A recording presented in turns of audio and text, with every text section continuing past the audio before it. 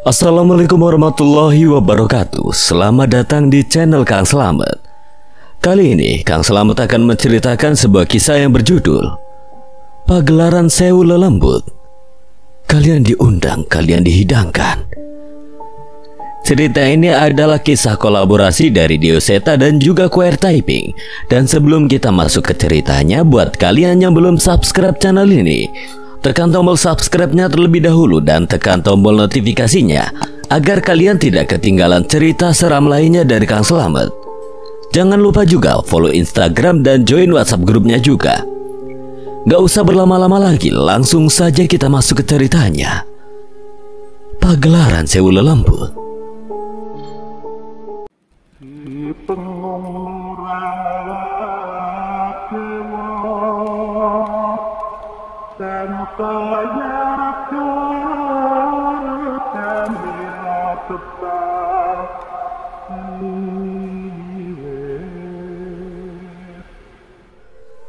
Aku butuh yang lebih dari ini. Ternyata kau cukup gila. Giri Sangkur pun hendak menyelesaikan perjalanan itu. Namun sebelum ia pergi, ia melihat salah satu sosok yang membuatnya cemas. Siapa itu? Ki Purbawian menoleh ke segala arah mencari sosok yang dimaksud oleh Giri Sangkur. Ia pun menyadari ada makhluk di salah satu gua yang tengah mengawasi mereka. Keluar saja, Giri Karang. Sosok bayangan hitam melesat keluar dari gua di salah satu hutan belantara itu. Ia tak bertekuk lutut sedikit pun di hadapan kedua orang itu. Belum sempat Ki Purbawian berbicara dengan sosok itu, Giri Sangkur mendekatinya dan mengeluarkan pisaunya. Hanya satu makhluk yang bisa membuatku cemas di hutan ini. Jadilah pengikutku. Kau tidak hanya akan mendapatkan darahku di satu kehidupan, tapi kau akan menikmati darahku dalam keabadian. Ki Purbawian terkejut mendengar tawaran dari Giri Sangkur. Ia hanya bisa menggeleng saat melihat muridnya itu menggoreskan pisau di telapak tangannya dan meneteskannya pada bayangan Giri Karang. Giri Karang tersenyum lebar menerima tindakan Giri Sangkur. Giri Karang tidak berwujud.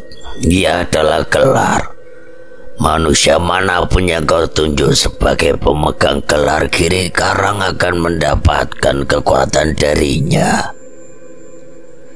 Berarti ia akan bisa menyatu dalam wujud manusia. Bagus, itu yang aku butuhkan. Saat itu, Ki Purbawian menyadari bahwa rencana Giri Sangkur lebih besar dari yang ia bayangkan. Dengan kesaktian yang didapatkan dari Ki Purbawian dan Giri Karang yang mendampinginya, Giri Sangkur pun memulai perjalanannya sendiri. Ada satu tempat yang ia tuju, sebuah pulau kecil di mana nyawa ratusan orang pernah melayang karena penyakit aneh. Semenjak turun dari sampan yang ia naiki, Giri Sangkur sudah mencium bau yang begitu menyengat. Ia tahu benar, beberapa saat sebelumnya masih ada kehidupan di pulau itu, sebuah desa yang mengasingkan diri dari perkembangan peradaban di masa itu.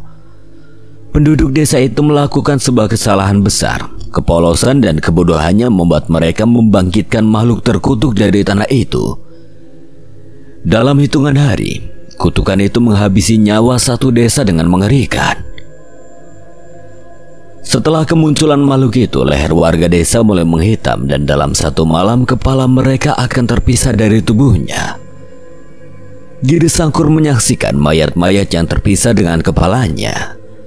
Ia mendatangi sebuah altar bekas ritual di mana makhluk terkutuk itu menanti kedatangan manusia bodoh yang ingin melakukan kesalahan yang sama.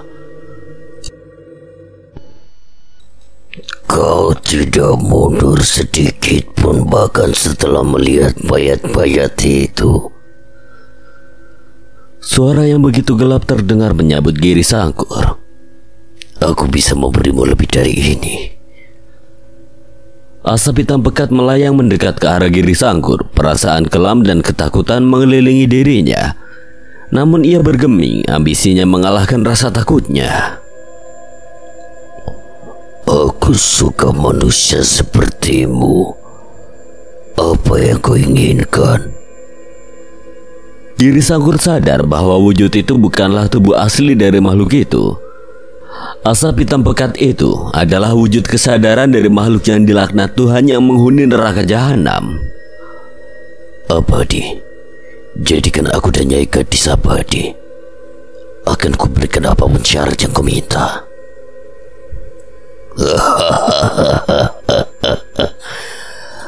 Aku suka kebodohanmu.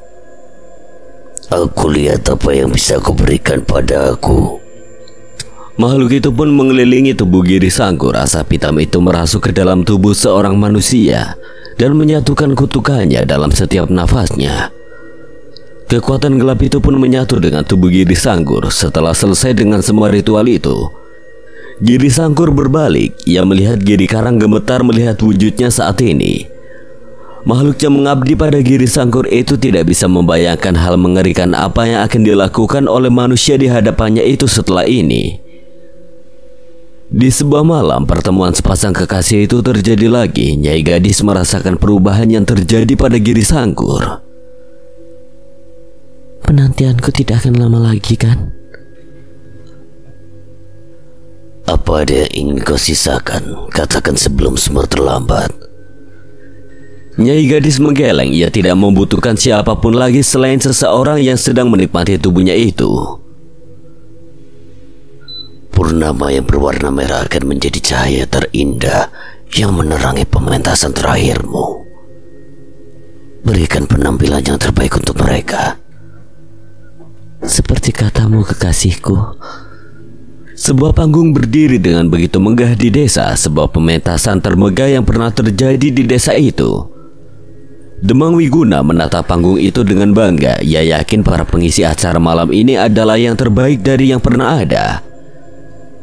Demang Wiguna tidak hanya menyajikan pagelaran itu, ia bahkan menyembelih kerbau, kambing, dan banyak hewan ternak untuk dinikmati oleh warganya. Pementasan, sajian makanan, dan minuman yang memabukkan tersedia di sana. Ini akan menjadi pementasan terbaik yang akan mengukuhkanku sebagai Demang di sini seumur hidup. Demang Wiguna tidak menyangka bahwa pagelaran itu merupakan rencana yang dibuat oleh seorang Giri Sangkur. Sosok-sosok yang telah memilih jalan gelap akan bertahta di atas panggung itu, atas rencana sang keturunan terkutuk itu. Lakukan tugasmu, Ki Jaruk. Tenang saja, Giri Sangkur. Wayang yang kau berikan ini akan melakukan tugasnya. Malam itu di tangannya sosok dalang bernama Ki Jaruk menari-narikan wayang kulit yang dibuat dengan kulit warga desa pulau terpencil itu. Wayang yang menjadi perantara dari ketakutan, amarah, penyesalan dari warga yang mati dengan cara tidak wajar. Bersama dengan warga desa, sosok-sosok arwah dari pulau itu pun ikut menyaksikan pertunjukan yang dimainkan oleh Ki Jaruk. Sebuah permainan yang menghipnotis penonton-penontonnya hingga enggan untuk berkedip. Tanpa mereka sadari, jiwa mereka sudah dikuasai oleh Ki Jaruk. Tidak ada satu pun dari mereka yang merasa terpuaskan dengan pementasan itu. Hanya Demang Wiguna, ia terpukau, ia merasa bangga telah mengadakan pagelaran itu. Namun ia tidak menyadari bahwa dirinya lah yang akan menjadi acara utama dalam pertunjukan itu. Ki Jaruk tidak menyelesaikan permainannya. Di jeda lakon yang ia mainkan, Nyai Gadis menaiki panggung untuk menyajikan tariannya di depan warga desa yang sudah tersirap oleh pertunjukan Ki Jaruk. Kali ini Nyai Gadis terlihat begitu bahagia. Ia menari di bawah pijaran cahaya purnama merah dengan begitu semangat. Tidak seperti pementasan sebelumnya, kali ini penonton hanya terpukau tanpa berkata sepatah kata pun. Sedangkan Demang Wiguna setengah mati menahan birahinya menyaksikan tarian Nyai Gadis yang semakin menggila. Permainan kelompok gamelan alas kamulan menggerakkan tubuh Nyai Gadis dengan begitu mempesona. Nyai Gadis yang terbawa suasana semakin tersenyum manis dengan melepaskan ikatan rambutnya. Rambut indah itu tergerai memukau siapapun termasuk Demang Wiguna. Namun itu saja tidak cukup. Di tengah tariannya Nyai Gadis melepaskan lapisan pertama kebaya yang ia pakai hingga keindahan bahunya terlihat jelas. Siapa sangka Nyai Gadis berniat menyajikan lebih dari itu. Sambil menari ia menanggalkan satu persatu pakaiannya. memamerkan tubuhnya yang tidak memiliki satu noda pun, hanya sebuah kain selendang yang ia gunakan untuk menutupi bagian wanitanya yang begitu menggoda Demang Wiguna. Demang Wiguna tidak mampu lagi menahan nafsu yang menguasai dirinya. Ia pun menerobos penonton yang tengah terhipnotis itu dan menghampiri Nyai Gadis di atas panggung. Aku harus menikmati tubuh itu, tidak peduli walau itu semua aku lakukan di atas panggung ini. Demang Wiguna benar-benar tidak berdaya dengan semua rayuan itu. Di atas panggung, Nyai Gadis menari dengan terus menggoda suaminya itu. Ia menggerakkan tubuhnya dengan gemulai hingga menggesekkan bagian tubuhnya yang indah itu pada Demang Wiguna. Kali ini pria penguasa itu pun takluk. Ia berlutut pada Nyai Gadis yang terlihat begitu menawan di hadapannya. Jari Nyai Gadis bermain di wajah Demang Wiguna dan pria itu langsung saja menjilati jari indah penari menawan itu. Tidak berhenti sampai di situ, Nyai Gadis menyodorkan kakinya kepada Demang Wiguna dan saat itu juga pria itu menjilati kaki Nyai Gadis dengan patuh dan dengan penuh nafsu. Tapi bukan itu pertunjukan utamanya. Ada seorang pria yang dipilih oleh Giri Sangkur sebagai wadah sang Giri Karang. Ia mengenakan topeng dan sudah berdiri di belakang Demang Wiguna dengan parangnya. Giri Karang pun menarik rambut Demang Wiguna dan membiarkannya menatap Nyai Gadis yang memamerkan tubuh indahnya itu. Lakukan, Giri Karang. Tubuh seorang manusia terkulai di panggung dengan darah yang bermuncratan. Tubuh Demang Wiguna terjatuh terpisah dari kepalanya, sementara kepalanya masih berada di genggaman pria bertopeng itu. Tubuhku. Kepala itu masih berbicara, ia masih hidup walau tidak lagi menyatu dengan tubuhnya. Ia benar-benar tidak mengerti dengan apa yang terjadi. Saat itu seorang pria datang mendekati Nyai Gadis. Ia memeluk Nyai Gadis dan menciumi bibirnya. Nyai Gadis pun membalasnya dengan penuh nafsu, seolah ia melampiaskan perasaannya yang tidak terbendung. Jangan sentuh istriku. Demang Wiguna hanya bisa melihat pemandangan tubuh istrinya dinikmati oleh pria lain. Pria bertopeng itu menjatuhkan kepala Demang Wiguna dan meninggalkan panggung. Gadis, hentikan. Tubuhmu milikku. Hentikan. Amarah Demang Wiguna benar-benar menguasai dirinya. Namun ia yang tidak lagi memiliki tubuhnya benar-benar tidak berdaya. Kenikmatan ini tidak pernah kurasakan darimu, Wiguna. Lakukanlah, sayang. Tubuh dan nyawa ini milikmu seutuhnya. Belum pernah Demang Wiguna melihat Nyai Gadis menggoda itu. Nyai Gadis melayani semua permintaan Giri Sangkur yang tidak pernah ia lakukan padanya. Sudah, Gadis. Sudah. Bunuh saja aku. Bunuh aku, Gadis. Nafsu yang menguasai Demang Wiguna benar-benar menyiksa dirinya. Ia meyakini mati lebih baik daripada semua pemandangan mengerikan ini. Namun Giri Sangkur tidak membiarkannya untuk mati. Malam itu kepala sang Demang menjadi saksi kematian seluruh warga desa yang ia pimpin. Giri Karang memisahkan satu persatu kepala warga desa yang terhipnotis oleh pementasan itu dan menumpuknya. Tidak. Kalian pembunuh. Kalian iblis. 130 kepala sudah siap, Raden. Giri Karang melaporkan perbuatan biadabnya itu pada tuannya. Nyai Gadis dan Giri Sangkur yang sudah puas melampiaskan rindunya pun menuruni panggung dan menghampiri tumpukan kepala itu. Ia memanggil sosok yang bersemayam di dirinya dan menunjukkan kepala-kepala yang telah disiapkan sebagai bayaran atas sebuah perjanjian. Ini bayaranmu. Asap hitam keluar perlahan dari tubuh Giri Sangkur yang membentuk sosok makhluk bertanduk dan melayang di antara tumpukan kepala itu.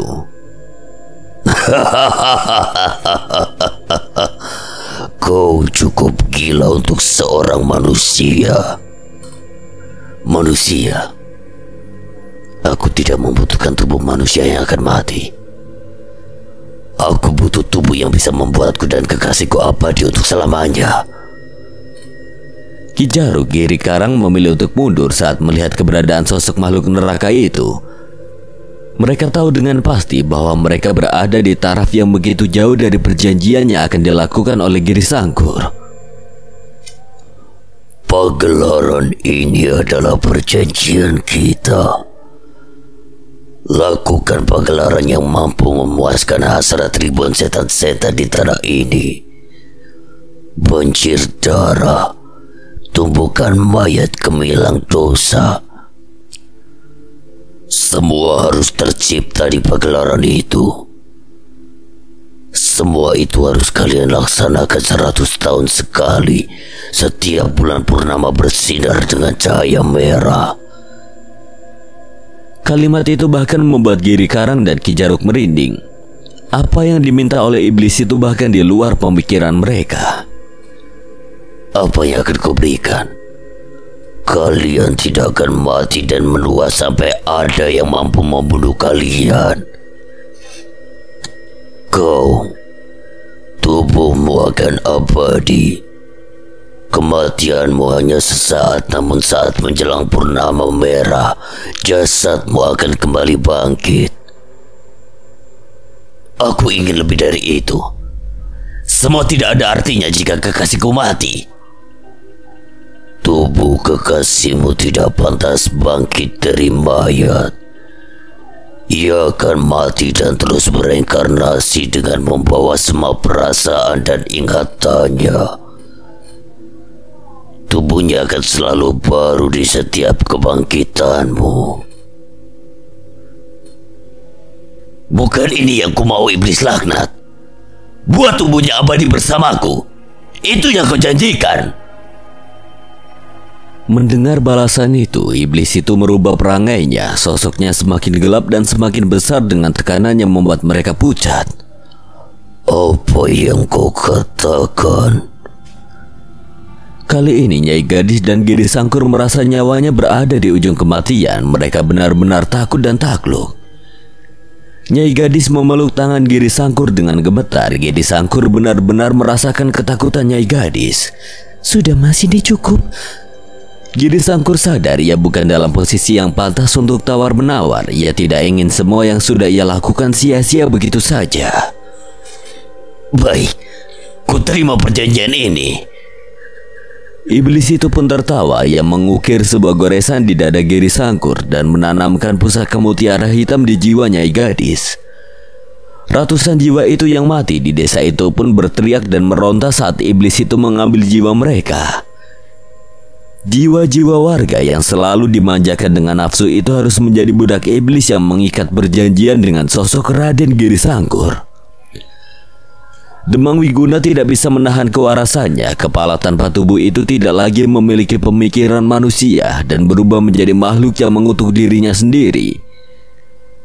Nyai Gadis tidak sudi melihat wajah pria yang pernah menjadi suaminya itu. Raden Giri Sangkur pun mengenakan sebuah topeng pada setan yang tercipta dari kegilaan Demang Wiguna. Pagelaran itu sudah memuaskan Ki Jaruk. Ia melanjutkan pertunjukannya di sisi alam lain yang disaksikan oleh penduduk sisi lain dari desa itu. Pagelaran itu benar-benar dinikmati dengan sangat persembahan dari Ki Jaruk. Raden Giri Sangkur dan Nyai Gadis pun mendapatkan apa yang ia inginkan. Mereka terus memuaskan hasrat mereka yang semakin gila. Aku ingin mengulang apa yang terjadi di pertemuan kita, namun di kolamnya dipenuhi dengan darah. Aku ingin menikmati tubuhmu di atas tumpukan jasad-jasad wanita tercantik di kerajaan ini. Aku ingin desamu terdengar di antara teriakan nyawa yang terbakar. Kegilaan mereka untuk memenuhi nafsu mengorbankan begitu banyak nyawa. Kesaktian mereka yang semakin bertumbuh membuat pengikut mereka semakin banyak dan melakukan semua perintah yang mereka berikan. Kejayaan mereka berlangsung selama 100 tahun hingga pagelaran Sewu Lelembut kembali diadakan. Wabah, bencana alam, hingga kematiannya tidak terbendung membuat keberadaan mereka diketahui oleh orang-orang sakti di tanah Jawa. Satu persatu dari mereka yang memiliki kesaktian berdatangan untuk membunuh Raden Giri Sangkur dan Nyai Gadis. Namun tidak ada satupun yang berhasil. Tidak ada yang mampu menahan ilmu pemikat Nyai Gadis. Dan tidak ada yang bisa menyaingi Raden Giri Sangkur yang sudah mengasah kesaktian selama ratusan tahun itu. Sampai suatu saat pendekar-pendekar dan bangsa asing yang sempat menguasai tanah ini menyatukan kekuatan dan memburu mereka, juga membuat mereka kewalahan. Raden Giri Sangkur dan Nyai Gadis akhirnya melarikan diri ke sebuah hutan terkutuk di mana jasad-jasad korban perang zaman kerajaan dimakamkan di sana.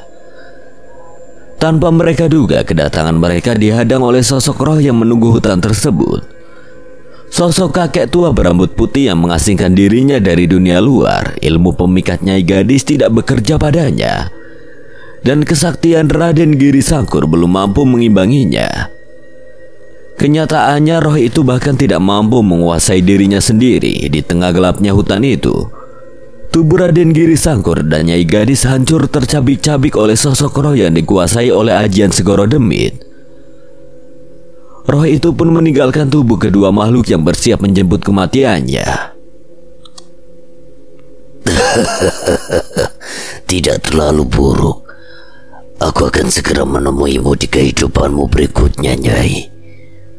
Iya, aku akan terlahir kembali dan mencarimu kembali. Kita akan menikmatinya dengan lebih gila lagi. Raden Giri Sangkur sudah memberi titah kepada Giri Karang untuk menjaga Nyai Gadis di setiap kelahirannya. Ia akan merasuki tubuh seseorang yang akan mendapatkan gelar sebagai Giri Karang, dan dialah yang akan memastikan keselamatan Nyai Gadis sampai kebangkitan Raden Giri Sangkur pada purnama merah 100 tahun berikutnya. Sebagai manusia setuju bahwa kehidupan adalah anugerah, tapi tidak semua manusia sepakat bahwa kematian adalah hadiah dari Sang Pencipta. Mereka menolak kematian dan mendambakan keabadian. Mereka memuja kenikmatan duniawi tanpa percaya kehidupan setelah kematian. Bagaimana bisa mereka berpikir untuk abadi di alam ini, padahal dunia ini adalah tempat di mana Tuhan menghukum iblis dan setan-setan yang melanggar perintahnya. Siapa yang menyangka ada manusia yang tidak silau akan harta, emas dan permata, tidak tergiur dengan kekuasaan namun rela menghabisi ratusan nyawa demi memuaskan nafsunya.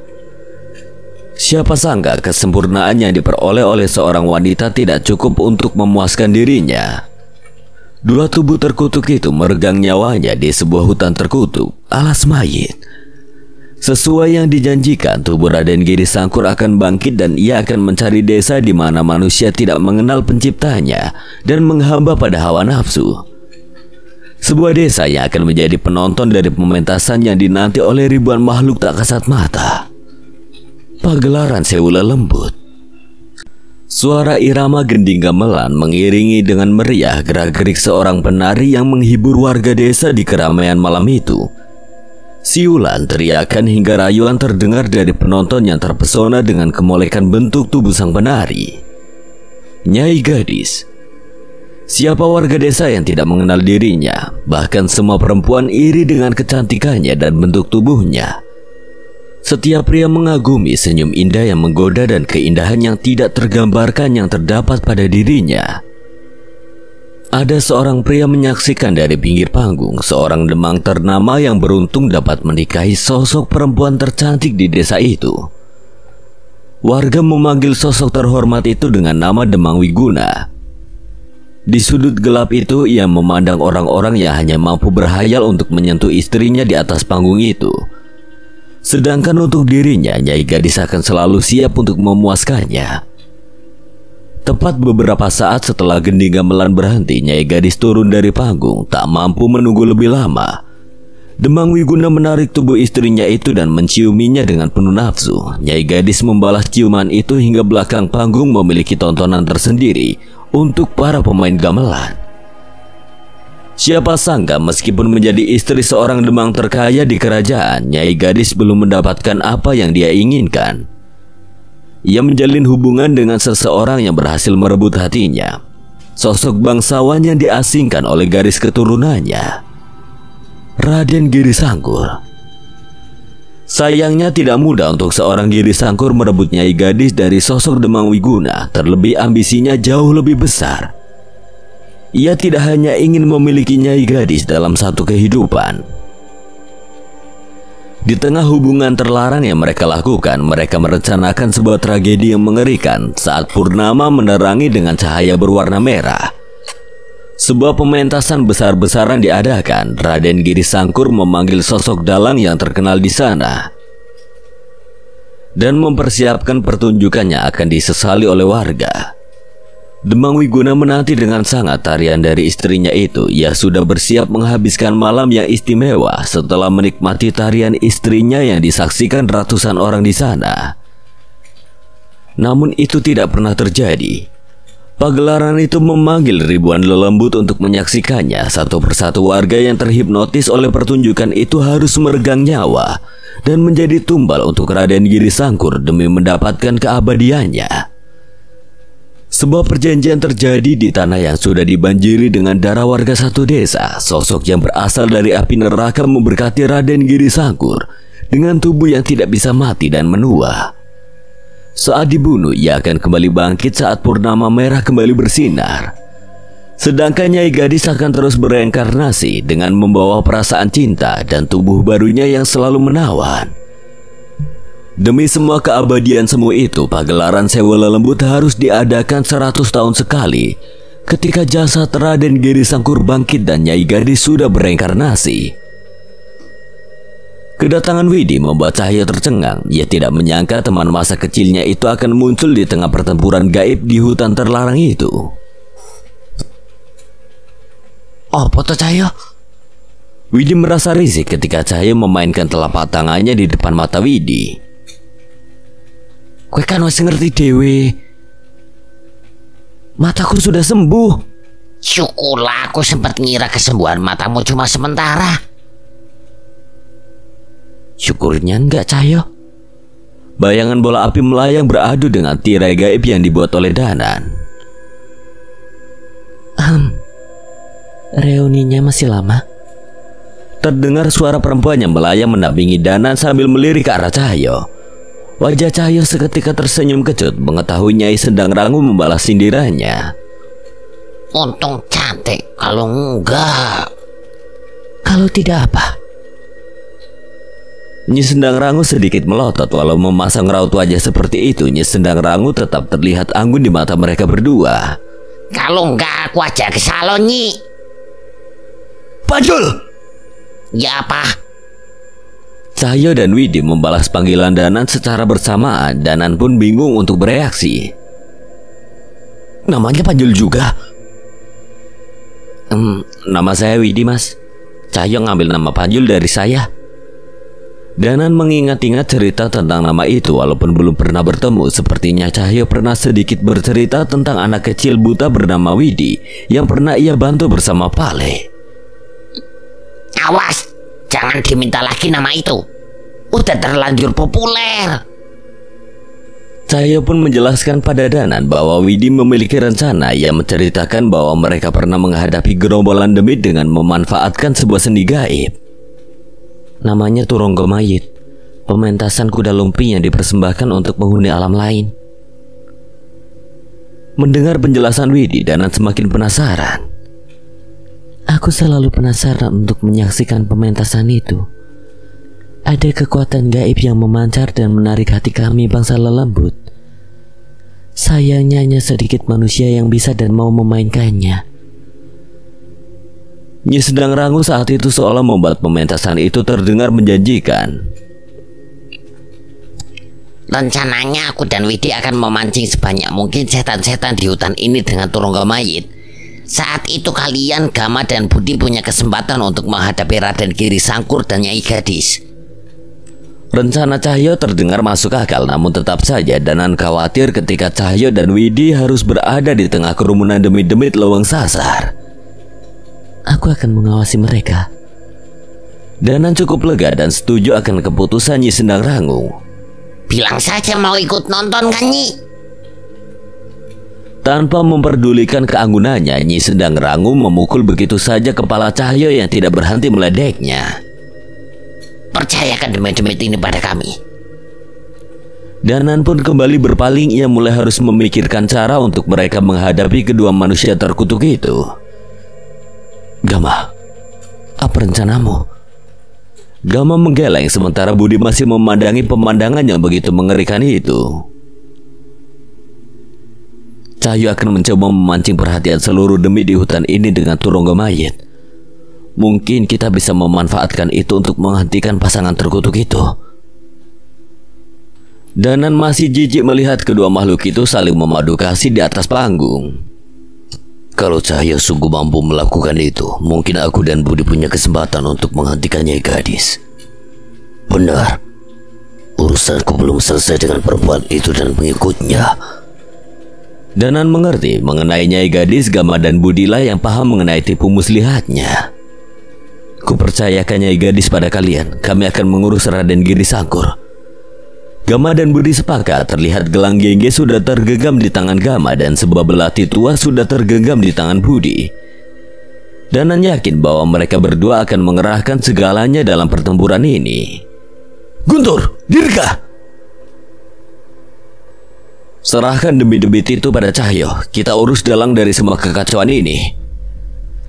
Keris Dirga melayang ke dekat Danan dan tak lama kemudian pemiliknya menyusul bersama Guntur yang masih menyesuaikan diri dengan situasi ini. Suara cemeti terdengar menggema di lewang sasar. Sewajarnya suara itu tidak akan menggubris apapun di tengah pagelaran itu. Perlahan tapi pasti ada sebuah kekuatan yang menarik perhatian bangsa lelembut yang ada di sana. Cahyo sejenak memandangi gerakan-gerakan Widi. Satu persatu ingatannya mulai kembali mengingat permainan serupa dengan kuda lumping yang ia lakukan saat kecil. Cemeti kedua berbunyi. Kali ini Cahyo mendekat ke arah Widi bersama sebuah cemeti panjang dan kuda lumping di antara kedua kakinya. Ia memulai gerakan yang saling mengisi dengan permainan Widi. Mas Cahyo benar-benar bisa. Kadang aku sendiri tidak tahu apa saja yang bisa dilakukan oleh Cahyo. Permainan yang dilakukan Cahyo dan Widi terasa benar-benar misterius. Turonggo Mayit adalah sebuah permainan yang menggambarkan tragedi perang gaib yang menghibur makhluk-makhluk tak kasat mata. Cemeti Cahyo beradu dengan cemeti Widi dan lompatan-lompatan yang mereka lakukan membawa mereka keluar dan masuk ke alam gaib begitu saja. Tanpa sadar, suara gending gamelan lain terdengar dari balik kabut yang muncul dari permainan mereka. Sosok-sosok pemain gamelan tak kasat mata pun menyambut pertunjukan yang mereka lakukan. Cahyo mulai sedikit menggerakkan bahunya mengikuti alunan irama. Ia pun menutup mata dan mulai menikmati denting saron dan bonang yang mulai merasuki alam bawah sadarnya. Saat itulah Danan, Guntur, dan Dirga menyadari sesuatu. Mereka kini berada di antara setan-setan yang mulai berkerumun, menyaksikan aksi yang dilakukan oleh Widi dan Cahyo. Ini berhasil.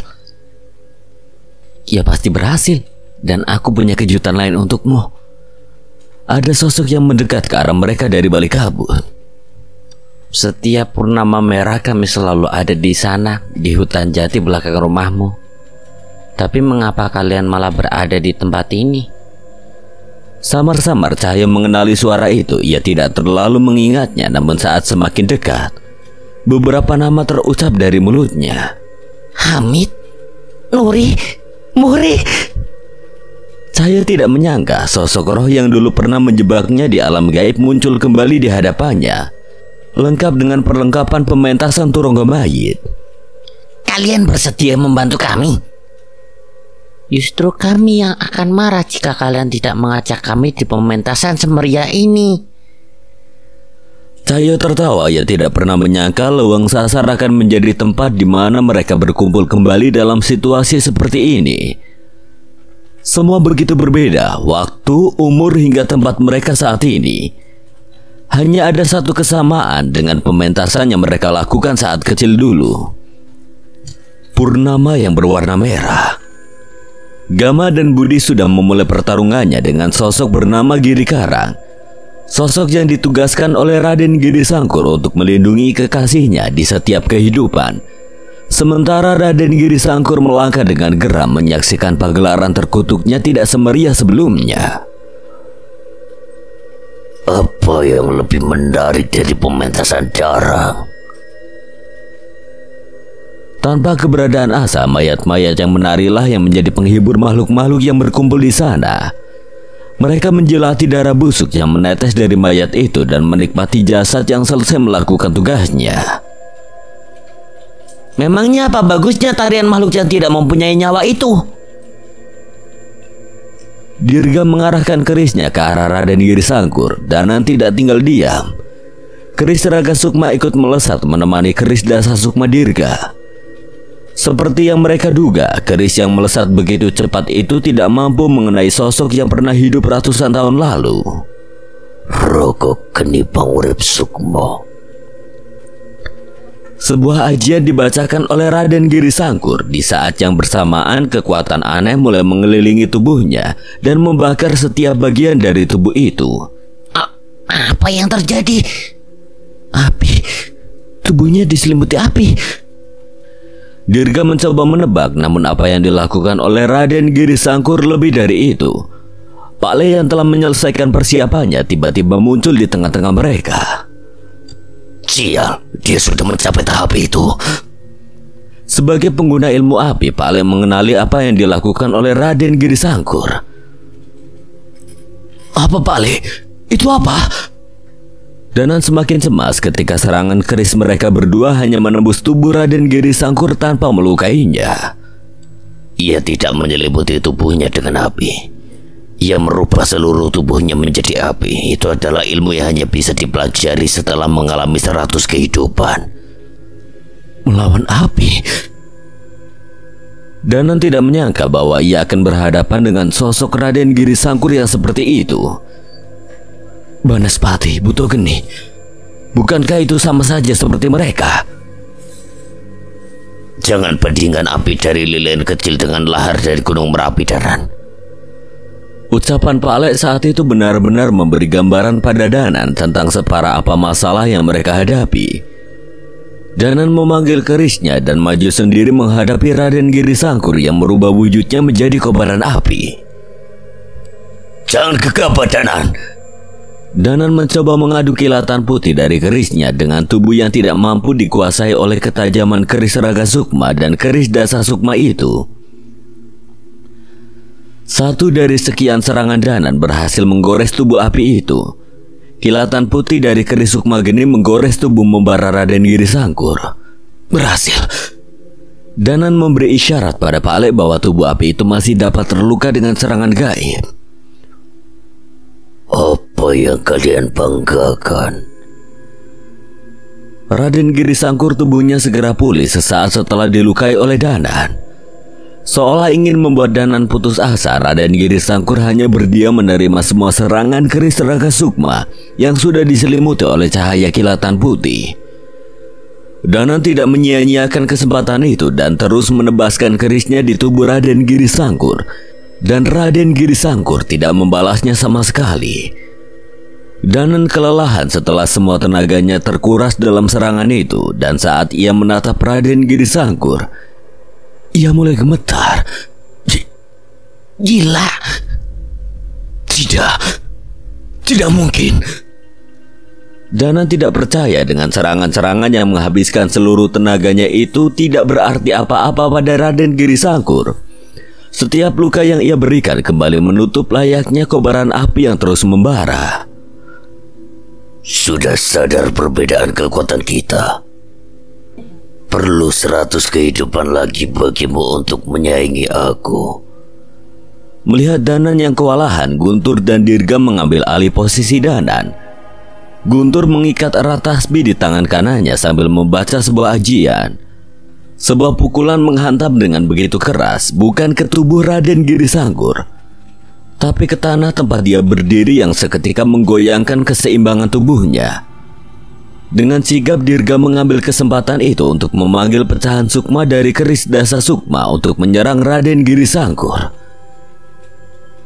Dirga, Guntur, jangan terlalu dekat. Danan cemas, tapi Dirga dan Guntur masih tidak mundur dan terus melakukan serangan yang membuat Raden Giri Sangkur tidak mampu memulai serangannya. Bocah-bocah sialan. Raden Giri Sangkur mengincar Dirga yang sedari tadi mencoba melukai dirinya. Namun Guntur mengambil alih posisi Dirga dan menerima serangan Raden Giri Sangkur dengan ilmu bela dirinya. Tangan makhluk yang begitu panas itu ditepis setipis mungkin dengan tangan yang berlapis sedikit kekuatan. Pukulan Raden Giri Sangkur pun menghantam udara kosong.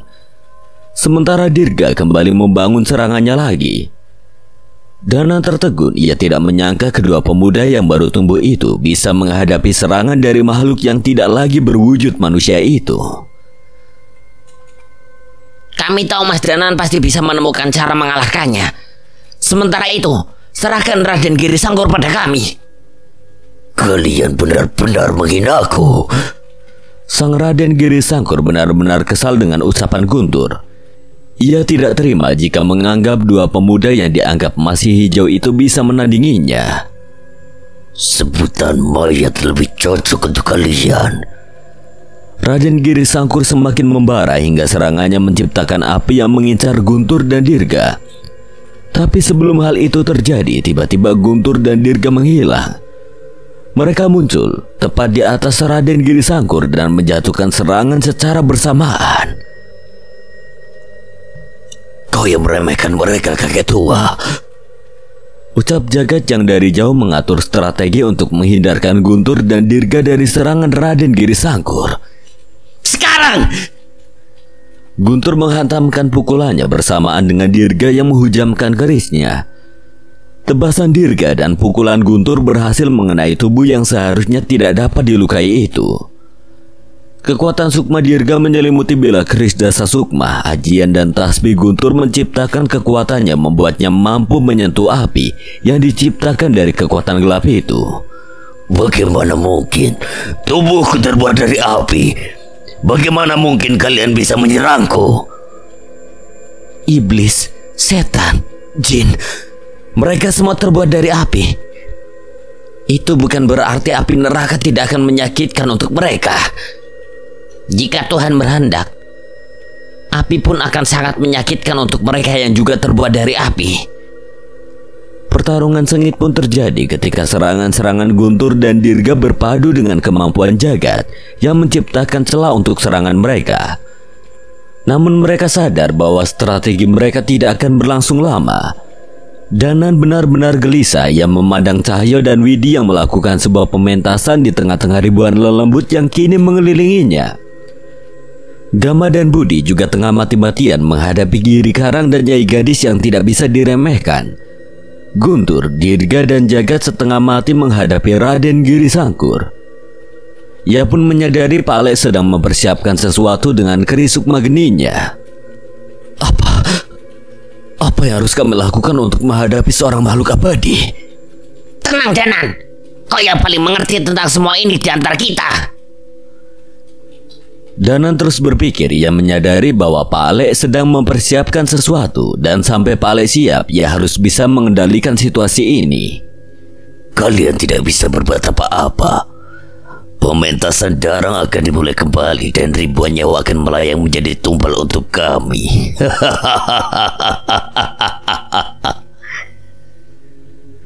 Benar apa yang ia katakan.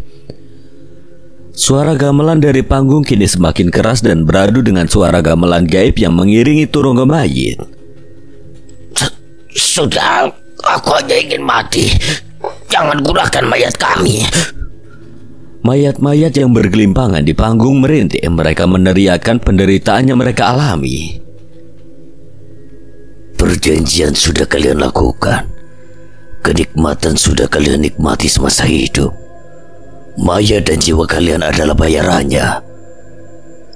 Raden Giri Sangkur mempertegas pada sisa kesadaran yang ada pada jasad itu.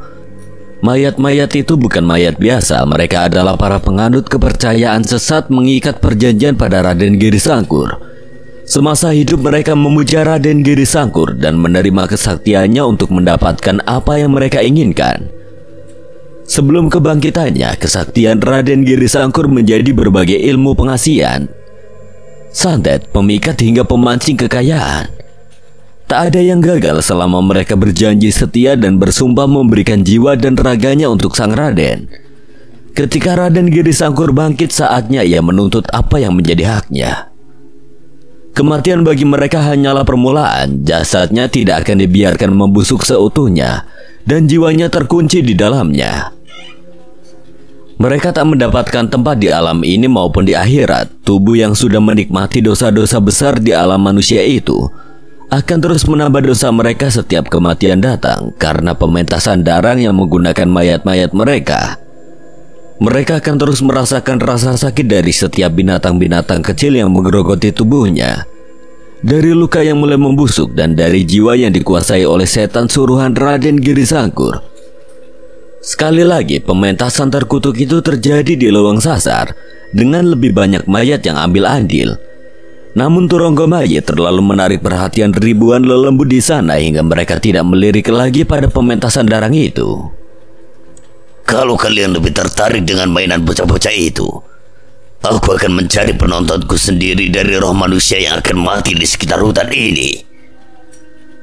Kekuatan mistis dari pementasan darang tidak bisa diremehkan. Rasa takut dan kutukan yang tidak terbendung menyebar begitu cepat. Bahaya! Danan ingin mendekat dan segera melesat untuk menghentikan pementasan itu, namun Palek mengejar menarik dirinya. Goblok! Kamu ingat waktu kamu mendekati pementasan terkutuk itu di desa Marni dan Mukti?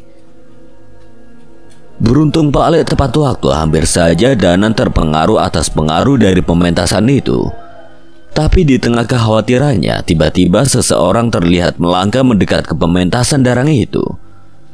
Sosok raksasa dan roh seorang pria tua yang mengenakan surjan berada di belakangnya. Ki Arsa, bagus. Kau sudah kembali. Ayo kita tuntaskan pagelaran Sewu Lembut ini. Arsa tidak menggubris ucapan itu dan dengan santainya memasang kelir berwarna putih dan lampu minyak untuk menciptakan bayangan. Apa yang kau lakukan, Ki Arsa? Berkat wayang Batara telah jatuh padamu. Jangan sampai kekasihmu dan ibumu kecewa dengan perbuatanmu. Dengan tersenyum melihat Arsa yang sedang bergumam menyanyikan lagu Jawa sambil menyiapkan pementasan kecilnya. Melihat ia tidak terpengaruh dengan pementasan darang dan keberadaan dua makhluk yang bersamanya. Danan tahu Arsa tidak lagi berada di sisi Raden Giri Sangkur. Izinkan aku membereskan kekacauan yang telah kuperbuat, Mas. Danan tersenyum mengangguk dan sebab pementasan sederhana pun dimulai. Ono wiwitan bakal ono wekasan. Sopo sing nandur mesti bakal panen. Sing sopo mateni mesti mati. Kromo iku dudu kanggo dolanan. Kini pementasan Arsa sudah dimulai. Leweng Sasar benar-benar menjadi panggung pertunjukan yang diterangi cahaya rembulan.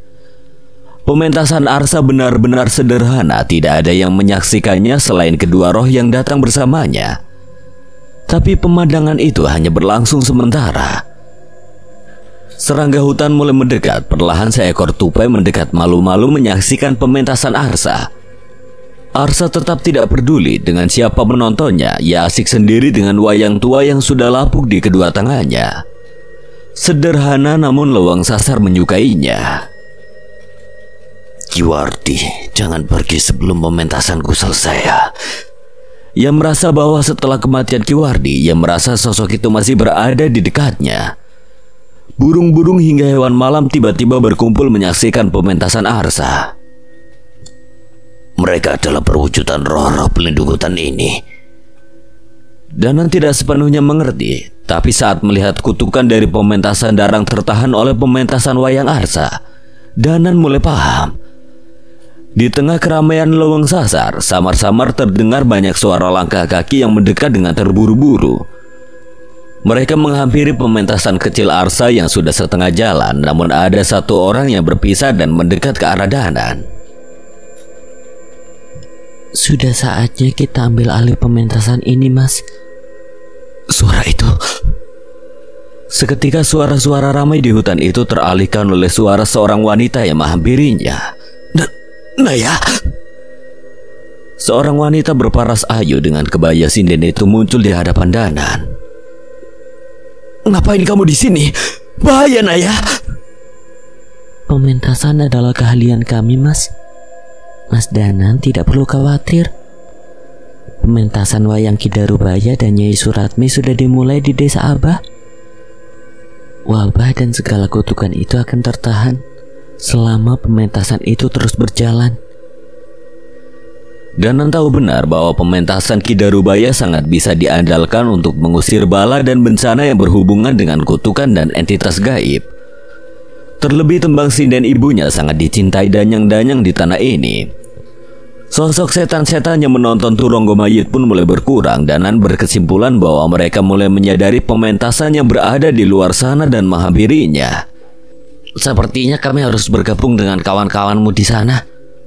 Cahyo mengangguk setuju. Ia pun menghentikan tariannya dan membiarkan Widi, Nuri, Mukti, dan Hamid menggiring penonton gaibnya itu menuju pementasan Ki Darubaya. Selesaikan secepat mungkin, Cahyo. Pak Le, pastikan kalian kembali sebelum pementasan kami di luar sana selesai. Akan kami tunjukkan bagaimana pagelaran Sewu Lelembut yang seharusnya. Pak Le melambaikan tangannya pada Widi sambil tersenyum bangga kepadanya. Pemandangan setan-setan yang meninggalkan lubang sasar membuat Raden Giri Sangkur geram. Danan menoleh ke arah Arsa. Beberapa pemain teman-teman dari Padepokan Ki Joyo Talun menghampiri seorang dalang yang memainkan wayangnya seorang diri. Memangnya asik main wayang sendirian? Orang nganggo gending ya ora penak tuh yo. Arsa melihat teman-teman dari Padepokan Ki Joyo Talun sibuk sendiri membongkar gerobak yang mereka bawa sambil menurunkan peralatan gamelan. Kalian di sini bahaya. Arsa menghentikan sejenak permainannya, khawatir dengan kedatangan teman-temannya. Sudah 2 dalang meninggalkan kami karena bencana seperti ini. Dan saat itu kami tidak mampu melakukan apa-apa. Jangan hal yang sama terjadi lagi, Ki Arsa. Mendengar perkataan itu, Arsa mulai mengerti perasaan mereka. Hidup dan mati di tangan Tuhan. Tugas kita hanya menghibur supaya hidup nggak ngebosenin, kan? Suara gong yang dipukul menggema menandakan permainan sudah bisa dimulai. Namun sebelum itu, Naya datang menghampiri Arsa dan menunjukkan sebuah kotak berisikan beberapa wayang kulit. Wayang ini memang tidak sesakti wayang Batara atau tidak seberharga wayang Ki Darmo. Tapi dengan wayang ini kami sudah menciptakan banyak senyum dan mendakwahkan berbagai pelajaran hidup. Ini wayang milik Masena dan sebelumnya dimiliki Ki Joyo Talun. Arsa mengambil wayang itu dan mencobanya. Bagian pergelangannya sudah cukup kaku, namun ia masih bisa memainkannya. Tanpa sadar, Arsa tersenyum. Ia membayangkan masa-masa Sena kecil yang terkagum-kagum dengan permainan ayahnya, sama seperti Arsa yang mengagumi permainan wayang Ki Darmo. Sepertinya aku tahu lakon yang cocok untuk menutup pementasan Sewu Lelembut ini. Melihat Arsa yang mulai bersemangat, Naya pun meninggalkannya dan mengambil posisinya sebagai sinden dari Padepokan Ki Joyo Talun. Jangankan manusia, dewa-dewi yang melakukan dosa pun mencari cara untuk pengampunan. Seperti Dewi Uma yang dikutuk menjadi Dewi Durga dan dijatuhkan ke Setra Ganda Mayit.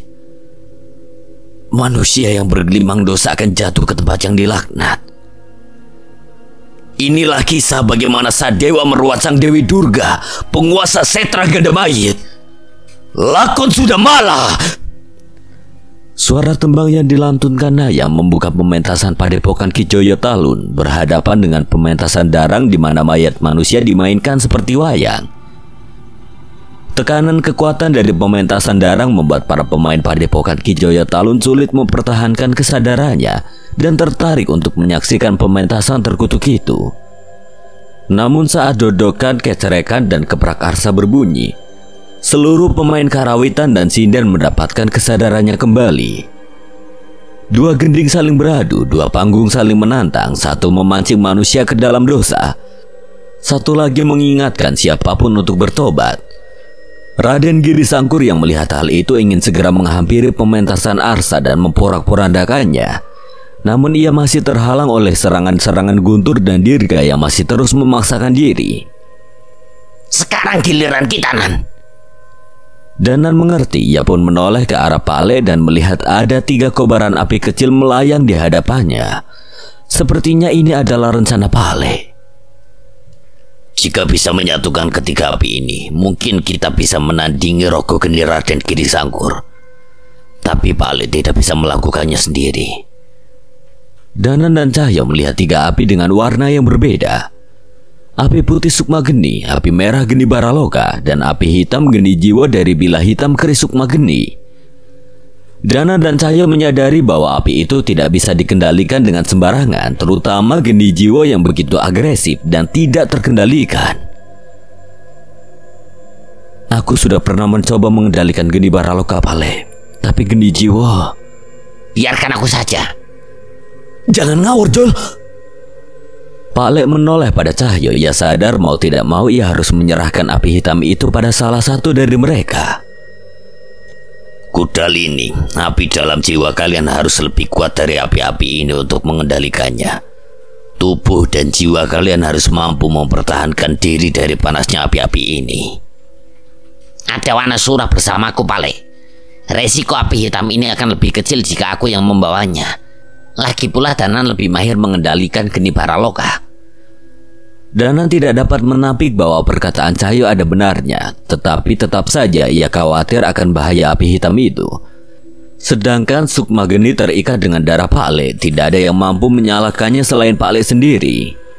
Tidak ada waktu berpikir, Guntur dan Dirga sudah kewalahan.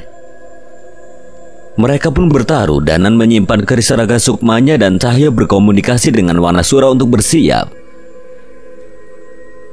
Danan dengan tenang menerima geni Baraloka, namun Cahyo kesakitan saat api hitam itu tiba membara di atas telapak tangannya. Kamu yakin, Jol? Sudah, jangan banyak bicara. Cepat! Cahyo berlari lebih dulu menuju Raden Giri Sangkur sambil menahan rasa sakit dari api itu. Danan menyusul dengan geni Baralokanya yang berkobar di tangannya, sedangkan Pale mengendalikan sukma geninya dan melindungi mereka berdua dari belakang. Panas! Raden Giri Sangkur yang melihat hal itu mulai merasakan bahaya. Ia meledakkan api dalam dirinya berkali-kali hingga Dirga dan Guntur terpental. Jagat yang tidak mengira bahwa Raden Giri Sangkur akan melakukan resiko itu tidak sempat memindahkan Guntur dan Dirga. Kami belum kalah. Enak saja, ini baru dimulai. Walaupun masih ingin bertarung, tapi luka tubuh mereka tidak bisa bohong. Cukup, kalian mundur. Sekarang giliran kami. Raden Giri Sangkur dengan sigap mengincar kobaran api Cahyo yang membuatnya kewalahan. Hawa panas dari tubuh Raden Giri Sangkur membuat api hitam itu semakin membara. Sial! Pukulan-pukulan dari tubuh api Raden Giri Sangkur tidak hanya sulit untuk dihindari, namun juga semakin membuat api hitam itu menggila. Cahyo, gunakan ilmu itu lagi! Cahyo ragu kesadarannya akan terkikis saat ia menggunakan ilmu itu dan ia takut karenanya rencana mereka bertiga akan gagal, namun Danan memiliki rencana. Nyi Sendang Rangu, kita jaga kesadaran Cahyo. Suara petir menggelegar bersama hujan Nyi Sendang Rangu yang semakin deras. Ketiga api itu maupun rogo geni Raden Giri Sangkur tidak terpengaruh sedikit pun dengan hujan Nyi Sendang Rangu. Wanasura, kita lakukan sekali lagi. Cahyo memisahkan diri dan berlari di antara ranting-ranting pepohonan dengan kekuatan Wanasura. Wanasura merasuk ke tubuh Cahyo dengan cara yang berbeda. Warna mata Cahyo memerah, taringnya menajam, dan postur tubuh Cahyo berubah menyerupai seekor kera. Cahaya purnama saat itu menyinari setiap gerakannya, namun yang terpantul adalah bayangan Wanasura yang menyatu dengan Cahyo. Pale menoleh ke arah Danan. Ia juga merasakan perbedaan pada dirinya. Perlahan ia menyadari keberadaan Danan menghilang.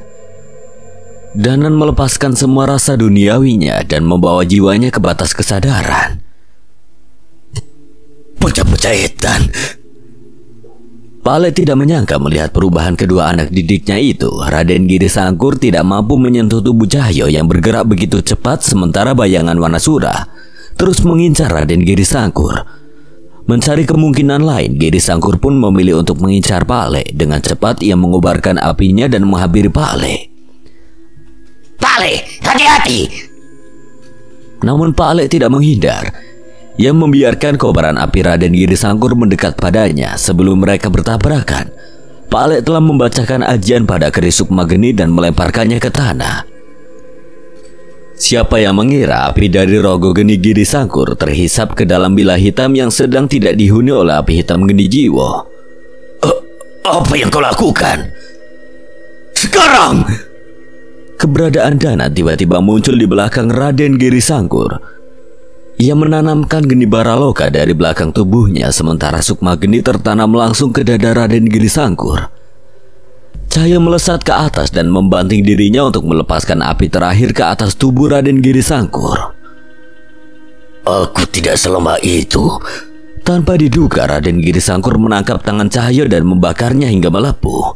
Cahyo! Danan menarik kerisnya dan bersiap menebas lengan Raden Giri Sangkur. Cahyo pun tidak menyerah. Wanasura! Tepat setelah kilatan keris Raga Sukma menebas lengan Raden Giri Sangkur, kekuatan Wanasura mendorong tubuh Cahyo hingga geni jiwa merusak ke dalam kepala Raden Giri Sangkur. Pergi!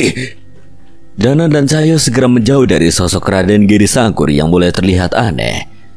Ketiga api itu menyatu pada tubuh Raden Giri Sangkur dan membentuk sebuah aksara di tubuhnya. Apa itu, Pale? Api Trimurti, api yang melambangkan penciptaan, pelindungan dan kehancuran.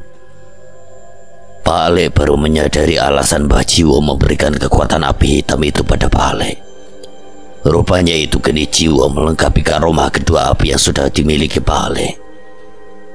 Danan dan Cahyo benar-benar kagum saat melihat reaksi api Trimurti menghentikan tubuh Raden Giri Sangkur. Ia terhenti, kaku tidak bergerak. Sesuatu benar-benar bergejolak di dalam tubuhnya. Apa dia akan terus seperti itu, Pale? Tidak. Pale harus membacakan mantra yang diturunkan Mbah Jiwo untuk menuntaskannya. Terus kenapa nggak langsung dibacain toh, Pale? Tingkah itu dibalas pukulan di kepala oleh Pale. Gimana bisa baca kalau kalian ngajak ngomong Pale terus?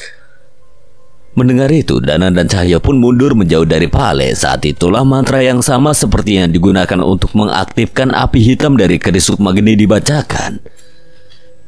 Dalam waktu singkat, seketika aksara-aksara yang menyala tertulis di setiap tubuh Raden Giri Sangkur. Bahkan kobaran api tubuhnya tidak mampu menyaingi kesilauan cahaya itu. Apa yang kau lakukan? Hentikan! Seketika ketika kobaran api merah, hitam dan putih membentuk aliran tridatu yang membara menyelimuti tubuh Raden Giri Sangkur. Sakit. Perasaan apa ini?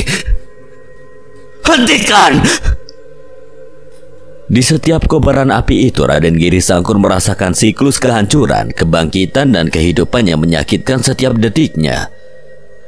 Teriakan itu terus terdengar semakin melemah dan menghilang saat seluruh kekuatan gelap di tubuhnya sudah hangus terbakar. Tubuhnya pun hangus dan terjatuh di tanah. Cahyo segera melesat mendekat namun Pale melarangnya. Kekuatanku! Raden Giri Sangkur menyadari tidak ada lagi kesaktian pada dirinya. Apinya tidak menyala, kutukannya tidak lagi bisa ia sebarkan, namun ia melihat tubuhnya masih hidup dalam serangan semengerikan itu. Ia sadar hanya keabadian yang tersisa dalam tubuhnya. Saat itu tiba-tiba terdengar suara raungan Meong Hideng dari arah pertarungan Gama dan Budi. Raden Giri Sangkur bertingkah aneh, ia merasakan sesuatu yang buruk terjadi di sana. Itu suara Meong Hideng.